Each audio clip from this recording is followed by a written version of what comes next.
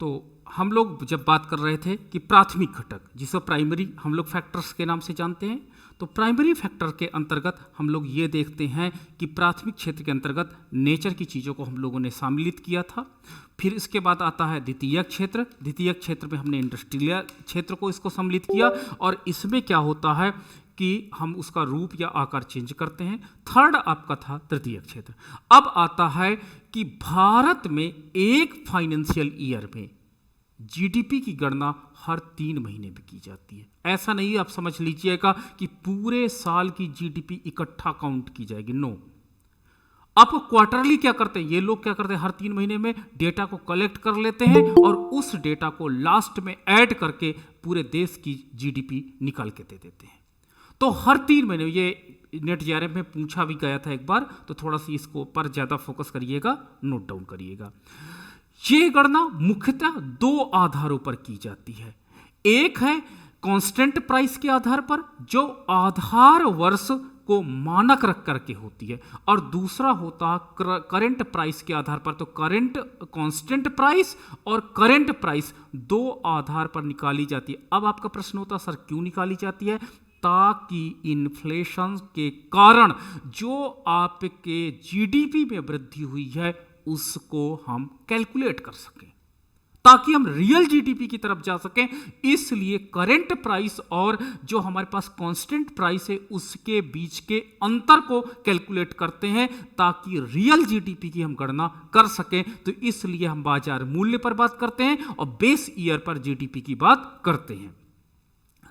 इससे पहले हम ये जान लेते हैं कि राष्ट्रीय आय कैसे पता लगती है। तो अर्थशास्त्र में कुछ शब्दावली है, जैसे फैक्टर कॉस्ट साधन लागत पर और मार्केट प्राइस बाजार मूल्य पर। 2 टेक्निकल शब्द सबसे ज्यादा अर्थशास्त्र में प्रयोग किए गए हैं, ठीक है। और जब आप नेशनल इनकम की बात करते हैं तो नेशनल इनकम में केवल इन्हीं दोनों साधनों को सबसे ज्यादा मान्यता दी गई है। तो मार्केट प्राइस का मतलब होता है कि जब आपका कोई कमोडिटी बाजार में आ जाता है, सपोज दैट एक पेन बन गया, पेन बाजार में आ जाता है, उसको जिस प्राइस पे हम बेचते हैं वो जीडीपी आपकी मार्केट प्राइस कहलाएगी, ठीक है। और फैक्टर कॉस्ट का मतलब होता है इनिशियल स्टेज, एक पेन को बनाने में कितने लागतों को वहन करना पड़ा, यानी जो फैक्टर ऑफ द प्रोडक्शन है उनको क्या रिवार्ड देना पड़ा, उन घटकों को अगर हम जोड़ देते हैं तो इसे हम लोग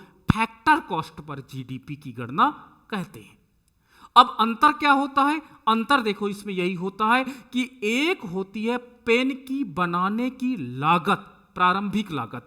तो इसे हम अगर हम इस जगह पर हम जीडीपी की गणना करते हैं तो ये जो जीडीपी कहलाती है वो जीडीपी एट फैक्टर कॉस्ट कहलाएगी, ठीक है। लेकिन अगर हम जीडीपी यहां पे पेन बन करके ये आउटपुट के रूप में जो आता है और इसको बाजार में जब हम बेचते हैं तो ये जो जीडीपी आपकी होती है ये मार्केट प्राइस जीडीपी कहलाती है।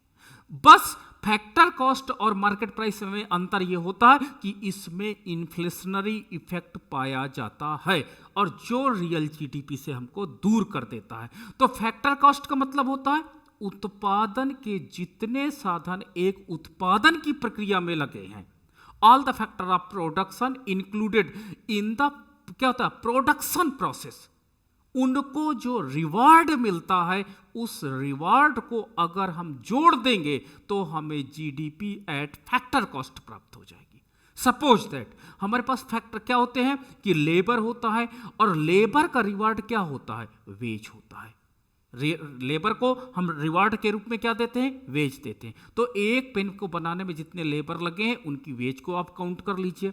दूसरा लैंड होता है आपका दूसरा factor of the production, land को रिवार्ड के रूप में क्या देते हैं, रेंट देते हैं, तो रेंट को आप कैलकुलेट कर लीजिए। फिर आपके पास तीसरा फैक्टर ऑफ द प्रोडक्शन है कैपिटल, और कैपिटल को रिवार्ड के रूप में क्या देते हैं, इंटरेस्ट, तो इंटरेस्ट को हम जोड़ लेते हैं। फिर चौथा हमारे पास होता है मैनेजमेंट, और मैनेजमेंट को हम लोग क्या देते हैं रिवार्ड में, सैलरी देते हैं, ठीक है, सैलरी देते हैं। और लास्ट में आपके पास बचा इंटरप्रेन्योर, तो इंटरप्रेन्योर को हमने क्या दिया रिवार्ड के रूप में, प्रॉफिट ऑब्लिक लॉस। देखो ये सब मुद्रा के रूप में ही इनको मिलता है, लेकिन कहां पे क्या टर्मिनोलॉजी का यूज होगा इस पॉइंट को आप समझ लीजिएगा। लेबर को दिए जाने वाला मुद्रा वेज कहलाएगा, लैंडलॉर्ड को, मकान मालिक को दिया जाने वाला मुद्रा रेंट कहलाएगा। टेक्निकल वर्ड्स हैं, तो इन टेक्निकल वर्ड्स के आधार पर ही आपको रिटर्न देना होता है, कोई चीज को लिखना होता है, समझना होता है। पूंजी के प्रतिफल को, यानी रिवॉर्ड ऑफ द कैपिटलिस्टिक, जो पूंजीपति होता है, जो पूंजी देता है, उसको जो मुद्रा के रूप में आप ब्याज देते हो, रहती मुद्रा है, बट हम उसको टेक्निकल टर्म में क्या यूज करते हैं, इंटरेस्ट। ठीक है, इंटरेस्ट देते हैं। उसी प्रकार जो मैनेजमेंट होता है, मैनेजर होता है, जो वहां पर उसको सारा चीज को मैनेज करता है, उसको मुद्रा के रूप में हम देते हैं, दैट इज कॉल्ड सैलरी। ठीक है, अब आप कभी कभी कह देते हो कि सैलरी और वेज दोनों बराबर है। ठीक है, आपका प्रश्न ये निश्चित रूप से आएगा मेरे पास कि सर सैलरी और वेज में अंतर तो मुझे नहीं ज्यादा समझ में आता। Yes, you are right, salary और वेज में कोई अंतर नहीं होता, बट एक टेक्निकल अंतर होता है। अधिकतर वेज हम लोग डिफाइन इकोनॉमिक्स में करते हैं जहां पर फिजिकल क्वांटिटी ज्यादा है, जहां पर बुद्धि का प्रयोग कम किया जाता है। जैसे एक मजदूर है, मजदूर को यह हम मान लेते हैं कि उसके पास स्किल का अभाव है, तो उसके द्वारा किया गया सामान्य कार्य श्रम कहलाता। जो क्या होता, बल का प्रयोग ज्यादा ये करते हैं, तो बल के प्रयोग के बदले में, यानी जो शारीरिक बल, इसको मैं दो प्रकार का बल कह सकता हूं, एक शारीरिक बल होता है, एक मानसिक बल होता है। तो शारीरिक बल के प्रतिफल में जो रिवार्ड दिया जाता है वो रिवार्ड कहलाता है, वेज कहलाता है। ठीक है, ये पॉइंट याद रखिएगा। और आपको मैनेजर जो करता है, मैनेजर को सैलरी मिलती है क्योंकि इसमें बुद्धि का प्रयोग ज्यादा होता है, बौद्धिक शक्ति का प्रयोग ज्यादा होता है, इसलिए उसको टेक्निकल टर्म में हम लोग सैलरी बोलते हैं। ठीक है, तो ये डिफाइन करना आपको है कि कौन सा पार्ट सैलरी का है एंड कौन सा पार्ट वेज का है। जबकि आजकल मैंने देखा कि लेबर भी बोल देते हैं कि आई रिसीव्ड माई सैलरी, ठीक है, मैंने अपनी सैलरी को प्राप्त कर लिया है, बट उसमें आपको ये टेक्निकल वर्ड्स आने चाहिए। तो आपका जो फैक्टर कॉस्ट मेथड है वो क्या कहता है नेशनल इनकम का? नेशनल इनकम का फैक्टर कॉस्ट मेथड है कि एक पेन को बनाने में जितने फैक्टर ऑफ द प्रोडक्शन लगे हैं, इनको मिलने वाले रिवॉर्ड को अगर आप जोड़ दोगे तो फैक्टर कॉस्ट जीडीपी निकल करके आ जाएगी। ठीक है, तो ये फैक्टर कॉस्ट जो होता है उसको हम लोग उनके रिवार्ड के रूप में जोड़ते हैं, क्योंकि एक पेन का जो मूल्य होता है वो असिस्ट करता है कॉस्ट के साथ। ठीक है, कॉस्ट के साथ कैसे, मतलब एक पेन में मान लीजिए लेबर को हमने 2 रुपए दिया, रेंट के रूप में हमने 3 रुपए दिया, हमने कैपिटलिस्टिक को रेट ऑफ इंटरेस्ट के रूप में 1 रुपए दिया, हमने क्या किया, मैनेजमेंट को सैलरी 2 रुपए दिया, हमने इंटरप्रेन्योर को profit oblique loss, it may be depend upon the situation of the market. ठीक है, you are working in the perfect competition market और the imperfect competition market, it will be depend upon वो कि market की situation क्या, तो उसी हिसाब से इंटरप्रेन्योर क्या करता है, रिसीव करता है प्रॉफिट और गेन रिसीव करता है। तो प्रॉफिट एंड गेन वो इट विल बी डिपेंड कर हो सकता है कि it may B positive, it may B negative, ये हो सकता है कि पॉजिटिव भी हो सकता है, ये निगेटिव भी हो सकता है। ठीक है, तो इसको मान लीजिए मैंने पॉजिटिव 1 पाया, तो अब क्या हो जाएगा, 2, 3, 5, 6, 7, 8, 9, यानी एक पेन की जो लागत है बनाने की वो कितनी हो गई, 9 रुपए हो गई, 9 रुपए हो गई। और मैंने बोला कि इसमें सामान्य लाभ जुड़ा हुआ है। ठीक है, अब सामान्य लाभ, नॉर्मल प्रॉफिट की बात मुझसे नहीं करोगे क्योंकि मैंने आपको बता चुका हूं कि normal profit as a cost, normal profit कहने को तो नॉर्मल प्रॉफिट होता है, but in the technical term it is called a cost, एक ऐसी लागत जो किसी उत्पादक को एक उद्योग में बनाए रखने के लिए आवश्यक है। तो एक पेन की प्राइस क्या होगी, वो 9 रुपए के आसपास, इट में भी 10 रुपी हो सकती है, अगर इसमें इन्फ्लेशनरी इंपैक्ट ना जुड़ा हुआ हो। इन्फ्लेशनरी इंपैक्ट का मतलब आप समझ गए होंगे कि इकोनॉमी में डिमांड एंड सप्लाई के कारण कभी कभी वस्तु का मूल्य, ठीक है, अब मैं आपको एक टेक्निकल वर्ड और बताता हूं, आप लोग इकोनॉमिक्स में क्या यूज करते हो, मैं एक बार पूछना चाहूंगा या जानना चाहूंगा। एक वर्ड होता है कीमत और एक वर्ड होता है मूल्य। ठीक है, एक होता है कीमत और एक होता है मूल्य। इंग्लिश में इसे हम बोलते हैं प्राइस और इसी को वो बोलते हैं वैल्यू। ठीक है, आप लोग दोनों का मतलब सेम लिखते हो कॉपियों में, दोनों का मतलब आप सेम समझते हो, बट दोनों का डिफरेंस है अपना अपना। Value it is inter related with cost, ये लागत से जुड़ी हुई होती है। ठीक है, ये लागत से जुड़ी होती है, बट प्राइस जो होता है ये लागत से जुड़ी हुई नहीं होती। It is determined by demand and supply power of the economy. Supply and demand power में भी क्या हो सकता है कि वो कीमत को कॉस्ट से कम रख सकता है, दैट में बी डिसाइड 7 रुपी के 7 रुपी का पेन कह सकता है, और वो डिसाइड कर सकता है कि इट में बी 12 रुपी, बट प्राइस में भी वेरी, प्राइस में भी वेरी। ठीक है, बट वैल्यू रिमेन कांस्टेंट, मूल्य में कोई परिवर्तन नहीं होता, मूल्य हरदम लागत के आधार पर कैलकुलेट की जाती है। ठीक है, तो मार्केट में आप जब पूछते हो किसी से, व्यक्ति से टेक्निकल टर्म में कि what is the value of this commodity, तो बता देता है कि this is the value of, but price it will be determined by demand and supply power of the economy. तो डिमांड एंड सप्लाई पावर अगर 9 रुपए की कमोडिटी को 12 रुपए एग्जिस्ट कर रही है, तो मतलब कि इसमें इन्फ्लेशनरी इफेक्ट 3 रुपए का ऐड हो जाएगा, जो पूरी इकोनॉमी में आपके जीडीपी को बढ़ा हुआ दिखा देगा। ठीक है, तो वही बात हम बोल रहे हैं कि फैक्टर कॉस्ट में, क्योंकि हम लोग मार्केट प्राइस की बात करते हैं, बाजार मूल्य की बात करते हैं, अगर यहीं पर टेक्निकल टर्म लगा दिया जाता कि मार्केट वैल्यू के आधार पर जीडीपी की गणना करिए, तो शायद ये प्रॉब्लम सॉल्व हो जाती। ठीक है, तो इसलिए मार्केट प्राइस, अब प्राइस क्या होता है, वो कॉस्ट से इंटर रिलेटेड नहीं होता है, प्राइस ऑलरेडी एग्जिस्ट करता है डिमांड एंड सप्लाई की पावर्स के साथ, इसलिए एक बड़ा मुद्दा हो जाता है। ठीक है, तो अब आप टेक्निकल टर्म में, टर्मिनोलॉजी में, इकोनॉमिक्स में कभी गड़बड़ी नहीं करोगे कि क्या आप वैल्यू लिख रहे हो, मूल्य लिख रहे हो या कीमत लिख रहे हो। देख लेना कि आपके क्वेश्चन की डिमांड क्या है या आयोग कैसे प्रश्न पूछता है, इसकी रिक्वायरमेंट देख लेना कि वहां पर टेक्निकल टर्म का यूज क्या किया गया है, वैल्यू किया गया है या प्राइस किया गया है।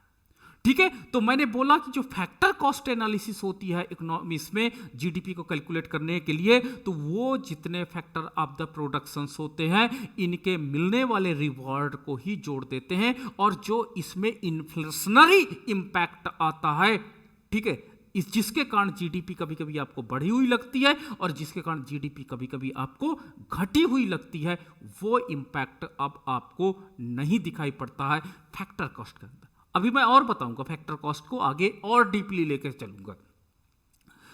अब देखो, मैंने वही साधन लागत पे बात किया कि साधन लागत में मैंने क्या हुआ कि साधन लागत की मैंने आपके साथ बात किया, और नीचे आप देख सकते हो पैराग्राफ में कि जो साधन लागत पर फैक्टर कॉस्ट में होती है, निर्माण में किसी वस्तु की आई कुल लागतों को इसमें कैलकुलेट किया जाता है। ठीक है, कुल लागतों को इसके अंतर्गत हम लोग कैलकुलेट करते हैं, और कुल लागतों के अंतर्गत जितने फैक्टर ऑफ द प्रोडक्शन होते हैं उनके मिलने वाले रिवार्ड को ही हम लोग कॉस्ट घोषित करते हैं। तो ये हमारे पास लागतें हैं, जैसे भूमि। ठीक है, तो ये सारी चीज हमने अभी देखी। नाउ द नेक्स्ट है बाजार मूल्य पर। मैंने आपके साथ डिस्कस किया कि बाजार मूल्य जो डिमांड एंड सप्लाई की पावर के आधार पर किसी वस्तु का मूल्य डिसाइड करता है। अब हमारे पास क्या होता है, शुद्ध मूल्य क्या होता है, यदि हम बाजार मूल्य में से सरकार के द्वारा दी गई सब्सिडी अथवा छूट को घटा दें तो हमें शुद्ध मूल्य प्राप्त हो जाएगा। ये नेट प्राइस टर्मिनोलॉजी यूज की जाती है। ठीक है, जैसे आपके एलपीजी सिलेंडर में है, एलपीजी सिलेंडर के अंतर्गत सब्सिडी भले 21 रुपी आ रही है आजकल, आपने देखा होगा कि you are receiving only 21 rupee the subsidy, तो वो 21 रुपी को भी आप ऐड कर दोगे तो आपको शुद्ध मूल्य प्राप्त हो जाएगा। तो जैसे जो सब्सिडी मूल्य होता उसको क्या होता है, उसको घटा देते हैं, जो सब्सिडी प्रोवाइड की गई है उसको हटा देते हैं मूल्य से, तो हमको शुद्ध मूल्य प्राप्त हो जाता है। अब आगे आ जाता है, तो शुद्ध मूल्य क्या होता है, बाजार मूल्य माइनस छूट को घटाने के बाद जो कुछ हमको बचता है वो शुद्ध मूल्य या नेट प्राइस की संज्ञा हम इसको दे सकते हैं। नेट प्राइस के नाम से ये जाना जा सकता है। ठीक है, ये एग्जाम्पल मैंने आपके साथ डिस्कस किया, ये एग्जाम्पल को आप कभी आराम से बैठ करके देखिएगा।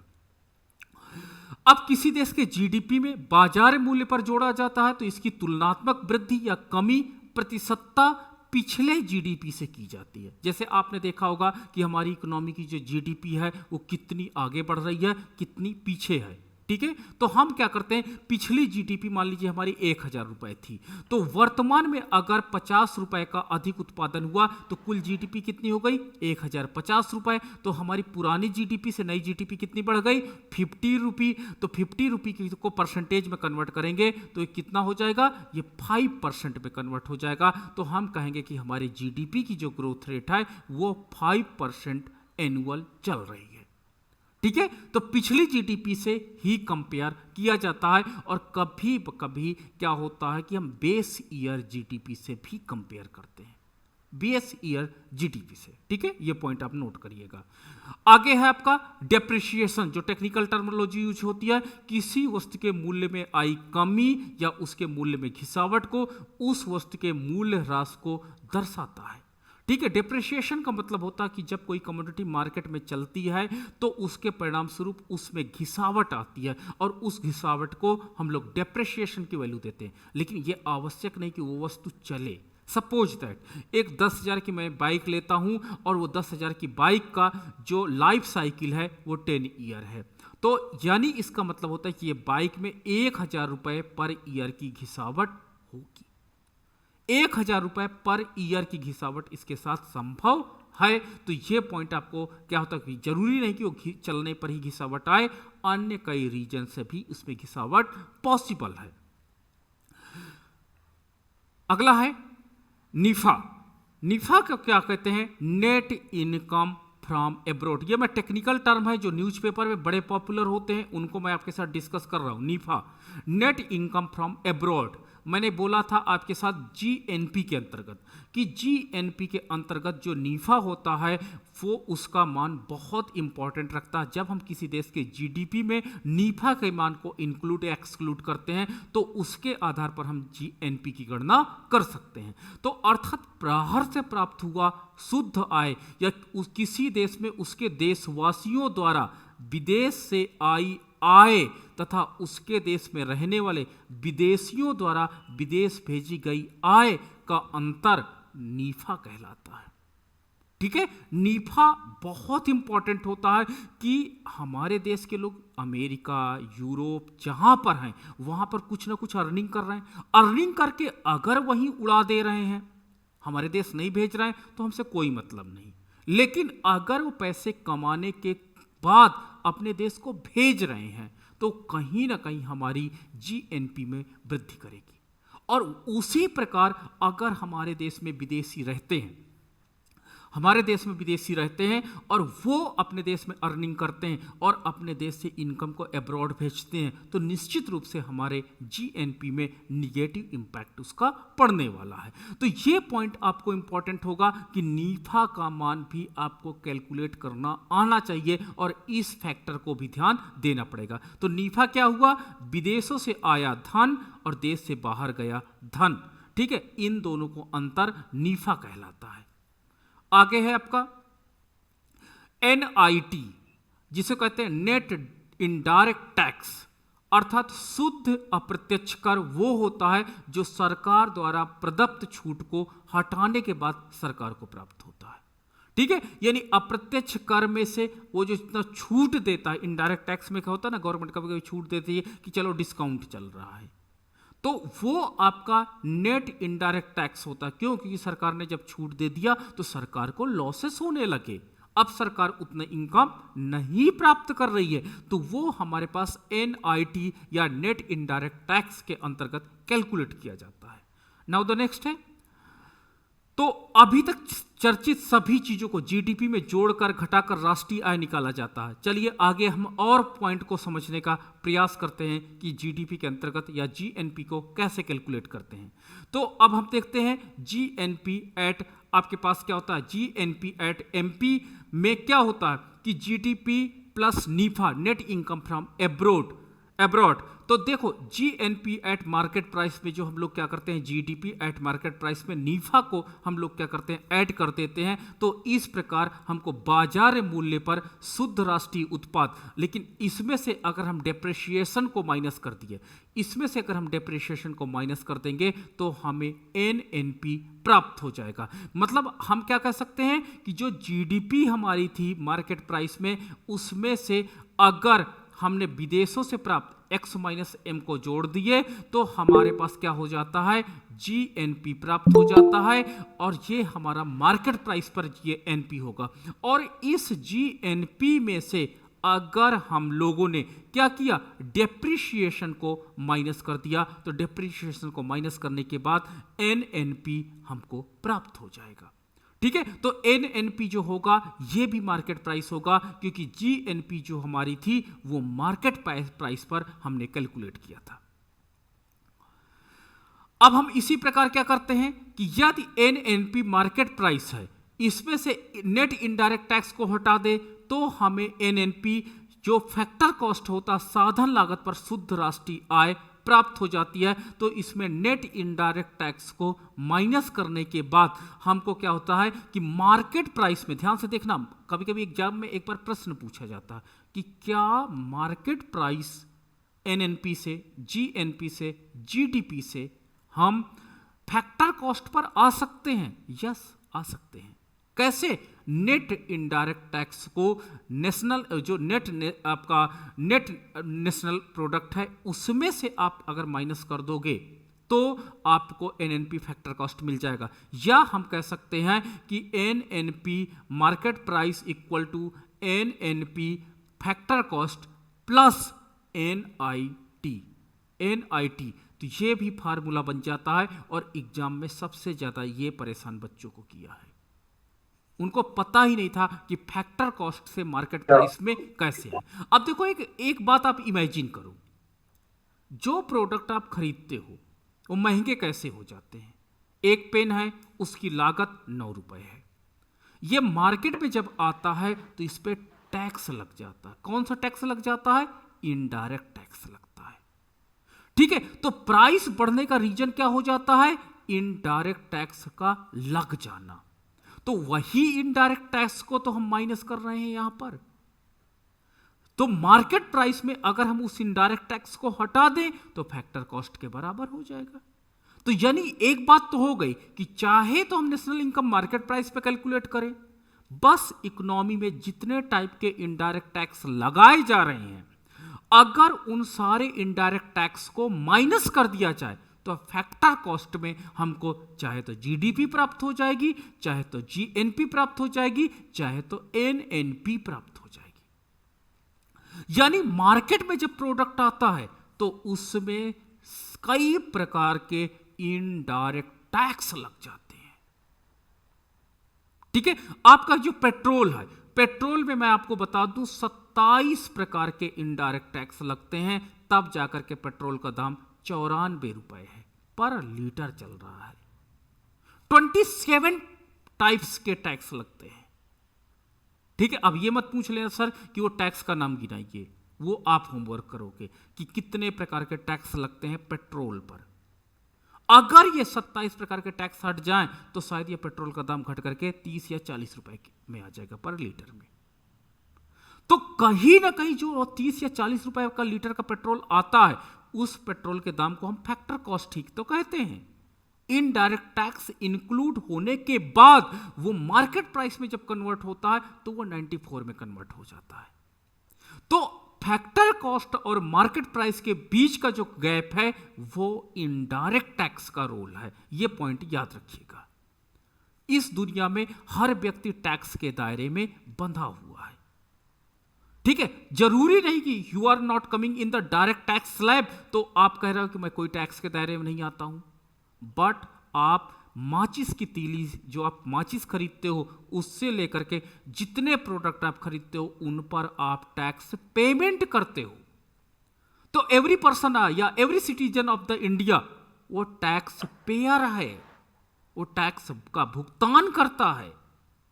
ठीक है, कुछ लोग टैक्स के लेयर में ज्यादा हैं, कुछ लोग टैक्स के लेयर में कम हैं, बट एवरीबडी, हर व्यक्ति, चाहे आपके घर में जितनी भी वस्तुएं आई हैं, खरीदी गई हैं, वो सारी की सारी वस्तुएं टैक्स से निकल करके आती हैं। टैक्स के में उसमें टैक्सेशंस है।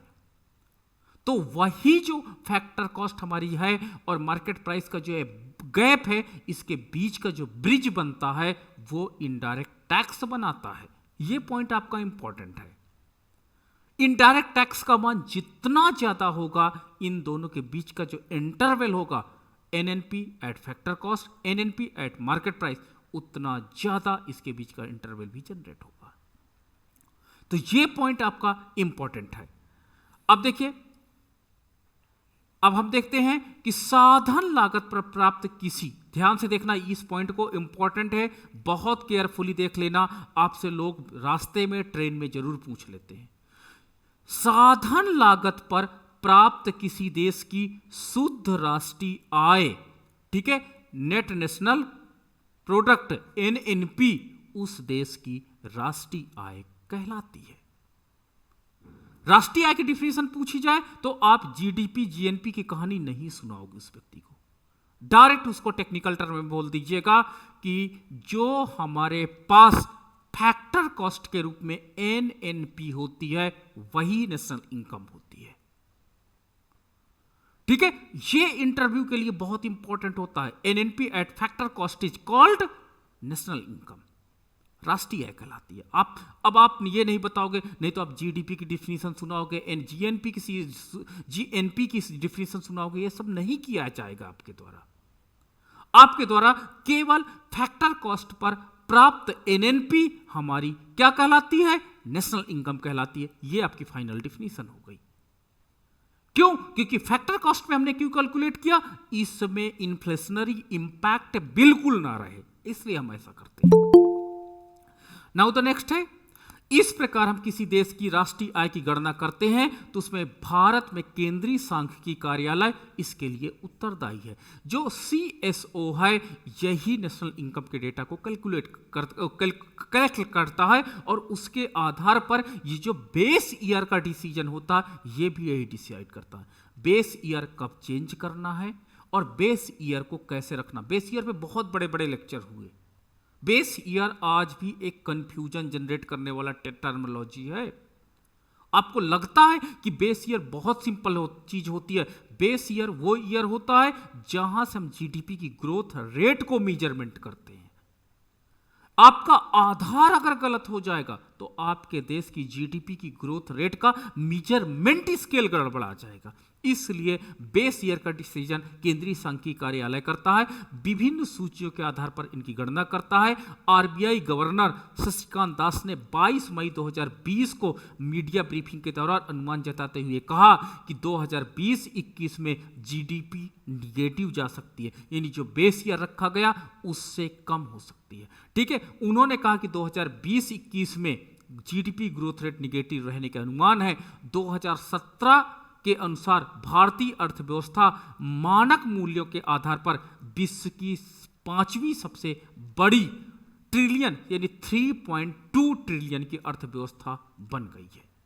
ठीक है, यानी जीडीपी जो हम कैलकुलेट किए कि विश्व की 5वीं सबसे बड़ी अर्थव्यवस्था 2017 के मानक के अनुसार। ठीक है, ये देखो, ये बेस ईयर के बेस पे हम बात कर रहे हैं। अप्रैल 2014 में जारी रिपोर्ट 2011 के एक विश्लेषण में विश्व बैंक ने क्रय शक्ति क्षमता, अब देखो जब आप इंटरनेशनल इकोनॉमिक्स पे जब डिस्कशन हम करेंगे तब हम आपको बताएंगे कि परचेजिंग पावर पैरिटी का होती है। इसको हम लोग PPP के नाम से जानते हैं।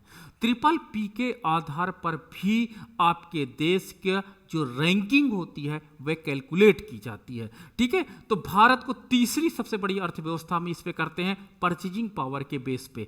ठीक है, और इसमें हमारे पास 11.32 ट्रिलियन की अर्थव्यवस्था घोषित की गई और 2005 में 10वें स्थान पर थी और 2003-04 में भारत विश्व में 12वीं सबसे बड़ी अर्थव्यवस्था बन गई थी। ठीक है, तो संयुक्त राष्ट्र सांख्यिकीय प्रभाग यूएनएसडी के राष्ट्रीय लेखों के प्रमुख समाहार डाटाबेस दिसंबर 2013 के आधार पर की गई देशों की रैंकिंग के अनुसार वर्तमान मूल्यों पर सकल घरेलू उत्पाद के अनुसार भारत की रैंकिंग 10 और प्रति व्यक्ति सकल आय के अनुसार भारत विश्व में 161वें स्थान पर है और 2003 में प्रति व्यक्ति आय के लिहाज से विश्व बैंक के अनुमान भारत का 143वां स्थान है। ठीक है, तो ये मैंने आपके साथ कुछ पॉइंट डिस्कस किए और हम लोग अब आगे देखते हैं। कुछ और पॉइंट है मेरे पास, मैं आपके साथ डिस्कस करूंगा। And that is okay. हाँ, अब देखो, आपको स्लाइड सबको दिख रही होगी शायद, मुझे लगता है। तो जब हम स्लाइड में देखते हैं तो जो नेशनल इनकम काउंटिंग की जो मेथड्स हैं वो बेसिकली 3 मेथड का प्रयोग किया जाता है हमारे देश में। पहला आपका होता है उत्पादन वृद्धि विधि जिसको बोलते हैं। ठीक है, आउटपुट मेथड। आउटपुट मेथड क्या होता है? आपके देश में 3 क्षेत्र मैंने आपके साथ डिस्कस किया। पहला प्राथमिक क्षेत्र है, प्राइमरी सेक्टर। दूसरा सेकेंडरी सेक्टर जिसको इंडस्ट्रियल सेक्टर भी कहते हैं, और तीसरा आपके पास सर्विस सेक्टर होता है। इन तीनों क्षेत्रों में जितना आपके पास आउटपुट हुआ है उसको बाजार मूल्य से गुणा कर दीजिए, प्लस जितनी सर्विसेज हुई है उसको बाजार मूल्य से गुणा कर दीजिए और इनको जोड़ दीजिए। यही आपकी उत्पादन वृद्धि विधि मेथड कहलाती है। फिर से मैं आपको कर रहा हूं कि उत्पादन वृद्धि विधि के अंतर्गत संपूर्ण अर्थव्यवस्था को 3 पार्ट में डिवाइड कर लिया जाता है। 3 पार्ट मैंने आपके साथ डीपली डिस्कस किया था पिछली क्लास में कि इसके अंतर्गत आपने प्राथमिक क्षेत्र, द्वितीयक क्षेत्र तथा तृतीयक क्षेत्र में इकोनॉमी को डिवाइड कर लेते हैं और जितनी प्राथमिक क्षेत्र और द्वितीयक क्षेत्र से आपको आउटपुट मिलता है, यानी भौतिक रूप में उत्पादन प्राप्त होता है, किससे? प्राथमिक क्षेत्र और द्वितीयक क्षेत्र से। तो प्राथमिक और द्वितीयक क्षेत्र आपको ओ प्रदान करता है, फर्स्ट एंड सेकेंड, तथा तृतीयक क्षेत्र एस प्रदान करता है, सर्विसेज। ठीक है, इनके बाजार मूल्य से गुणा करने के बाद जो कुछ हमको आता है वो कहलाता है उत्पादन विधि कहलाता है। ठीक है, अब दूसरा आपका होता है आय विधि। आय विधि क्या है? वही factor cost method. Factor cost method उत्पादन के जितने संसाधन किसी उत्पादन की एक्टिविटी में लगे हैं उनको मिलने वाली आय का योग आय विधि कहलाती है। आय विधि इनकम मेथड के अंतर्गत all the factors of production getting rewards. ठीक है, अपने जो इकोनॉमिक एक्टिविटी उन्होंने संपादित किया है उसके परिणाम स्वरूप वो रिवार्ड्स पाते हैं। उस रिवार्ड्स को अगर हम ऐड कर देते हैं तो वो हमें क्या कहलाती है? वो हमारे पास इनकम मेथड कहलाती है। ठीक है, और तीसरा एक्सपेंडिचर मेथड। अब एक्सपेंडिचर मेथड क्या है? अब सोचो कि एक व्यक्ति, मान लीजिए एक मोहन नाम का एक व्यक्ति है, मोहन नाम का जो एक व्यक्ति है, ये 100 रुपए पाया, कहां से? आय मेथड से। तो ये व्यय भी तो 100 रुपए ही करेगा कि ज्यादा कर लेगा? आप कहोगे सर 100 रुपए ही व्यय करेगा। मोहन व्यय कहां कर सकता है? या तो उपभोग की क्रिया में व्यय कर सकता है, उपभोग की क्रिया में व्यय करेगा, या तो वो इन्वेस्टमेंट करेगा। इन्वेस्टमेंट भी एक प्रकार का एक्सपेंडिचर ही तो हुआ। ठीक है, कंपनी इसने लगाया, तो या तो सी करेगा या तो आई करेगा, या तो सरकार जो होती है, अर्थव्यवस्था में एक सरकार होती है जो आपके टैक्स के रूप में पैसा ले लेती है, तो गवर्नमेंट एक्सपेंडिचर संपादित करती है। तो व्यय जो होता है अर्थव्यवस्था में 3 प्रकार का होता है, या तो उपभोग पर किया गया व्यय, ये उपभोग पर किया गया व्यय सरकारी उपभोग पर किया गया व्यय और निजी क्षेत्र के उपभोग पर किया गया व्यय। दो प्रकार का उपभोग हो सकता है, सरकारी क्षेत्र द्वारा किया गया व्यय तथा निजी क्षेत्र द्वारा किया गया व्यय, आपका उपभोग पर किया गया व्यय। निवेश भी दो प्रकार का हो गया, एक सरकार द्वारा किया गया निवेश, एक प्राइवेट सेक्टर द्वारा आप लोग करते हो निवेश। तो जितना निवेश अर्थव्यवस्था में हुआ, निवेश पर जितना खर्च हुआ, उन खर्चों को अगर हम ऐड कर देते हैं तो आपका क्या कहलाएगा, निवेश पर किया गया। अब प्लस गवर्नमेंट एक्सपेंडिचर, सरकार सैलरी देती है, सरकार वेलनेस के प्रोग्राम्स चलाती है, तो उन व्यय को भी हम जी में ऐड कर लेते हैं। ओके, तो सी प्लस जी प्लस आई, ये आपका एक्सपेंडिचर मेथड हो जाता है। यानी इसके अंतर्गत हम व्यय देखते हैं कि हमने कितना एक्सपेंडिचर किया है, और उसी एक्सपेंडिचर के आधार पर हम नेशनल इनकम को काउंट कर लेते हैं। तो तीनों मेथड मैंने ब्रीफली आपके साथ डिस्कस कर दिया। वैसे मैं डीप चलूंगा, मैं बोल रहा हूं कि मैं आगे चलूंगा, लेकिन आपका कॉन्सेप्ट क्लियर होना बहुत इंपॉर्टेंट है। तो कॉन्सेप्ट मैंने आपके साथ क्लियर किया कि आप उत्पादन मेथड के अंतर्गत अर्थव्यवस्था को 3 पार्ट में डिवाइड किए, प्राथमिक, द्वितीयक, तृतीयक। आय विधि के अंतर्गत उत्पादन के सभी साधनों को, ये एक प्रकार का फैक्टर कॉस्ट मेथड है ना, ये फैक्टर कॉस्ट मेथड है, ठीक है, फैक्टर कॉस्ट मेथड है। ये मार्केट प्राइस मेथड है। आपको व्यय विधि, बाजार में व्यय करोगे मार्केट प्राइस पे व्यय करोगे, ठीक है। तो ये पॉइंट आप देखिएगा, तो 3 मेथड से राष्ट्रीय आय की गणना की जाती है। चलिए आगे हम देखते हैं। अब देखो नीचे बहुत इंपॉर्टेंट लाइन एक लिखी है, उस लाइन को हम देखना नहीं भूलेंगे। भारत में राष्ट्रीय आय की गणना के लिए व्यय विधि का प्रयोग नहीं किया जाता है, ठीक है। भारत में ये मेथड बन तो गया है, लेकिन इसमें एरर बहुत ज्यादा है, त्रुटियां बहुत ज्यादा है, कैलकुलेशन में प्रॉब्लम्स बहुत ज्यादा है, इसलिए नहीं किया जाता है। केवल भारत में उत्पादन एवं आय विधि का ही प्रयोग किया जा रहा है, ठीक है। इंपॉर्टेंट क्वेश्चन है, यहां पर मैं IMP लिख देता हूं, इंपॉर्टेंट कर देता हूं, तो हम लोग देख लेते हैं।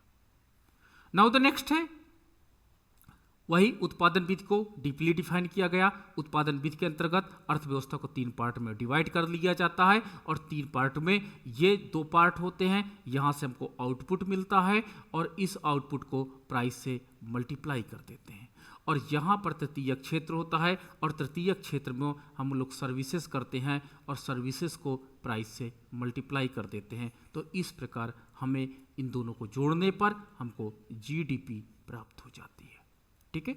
दूसरा आपके पास इनकम मेथड है। मैंने आपके साथ अभी जस्ट डिस्कस किया कि उत्पादन की प्रक्रिया में जितने उत्पादन के साधन लगे हुए हैं, उनको मिलने वाला, देखो यहाँ पे मजदूरी ऑब्लिक वेतन, ठीक है, लोग बोलते हैं, लेकिन मैंने टेक्निकल टर्मोलॉजी आपके साथ समझाया है कि अगर शारीरिक श्रम का महत्व ज़्यादा है, फिजिकल लेबर ज़्यादा कोई व्यक्ति करता, तो उसके मिलने वाला monetary reward is called wage. MNREGA के अंतर्गत मजदूरी कितनी मिली हम ये बोलते हैं, कभी ये नहीं बोलते हैं सैलरी कितनी मिली, ठीक है। वेतन को अधिकतर हम लोग क्या करते हैं, बुद्धि प्रदान होता है, कि जहां पर हम लोग क्या होते हैं, जो आपके स्किल या बुद्धिमानी के कारण मिलता है, यानी फिजिकल का वैल्यू कम होती है, मेंटल टायर्डनेस ज़्यादा बढ़ जाती है आपकी, वो आपका वेतन कहलाता है। तो एक तो मिलता है लेबर को, और दूसरा मिलता है आप किसको मिलता है, मैनेजर को, ठीक है। लगान या किराया जिसको आप बोलते हो, लगान या किराया अधिकतर लैंड का अवार्ड होता है। अब लैंड जमीन हो सकती है, मकान हो सकता है, ठीक है। तो लैंड अगर प्रॉपर लैंड है जिस पे आप काम कर रहे हो तो वो लगान कहलाएगा, बट अगर वो बिल्डिंग किसी के आपने लिया उस पे काम कर रहे हो तो वो रेंट कहलाता है, ठीक है। ब्याज और लाभ। और तीसरा आपके पास मैंने आपके साथ बताया व्यय विधि है, और व्यय विधि मैंने बताया कि 3 प्रकार का व्यय होता है। उपभोग पर किया गया व्यय, उपभोग पर प्राइवेट उपभोग, और पब्लिक कंजप्शन 2 प्रकार का होता है। निवेश पर तो आपका इन्वेस्टमेंट पर, और गवर्नमेंट एक्सपेंडिचर पर, और आयातों पर किया गया। आप पेट्रोल बहुत ज़्यादा आयात कर रहे हैं, उन सबको जोड़ दीजिए तो व्यय विधि के माध्यम से आपको नेशनल इनकम काउंट हो जाएगी। तो ये आज हमने लेक्चर यहाँ तक रखा, कल बाकी कहानी आपके साथ डिस्कस करेंगे। अब आप प्रश्न अपने पूछ सकते हैं।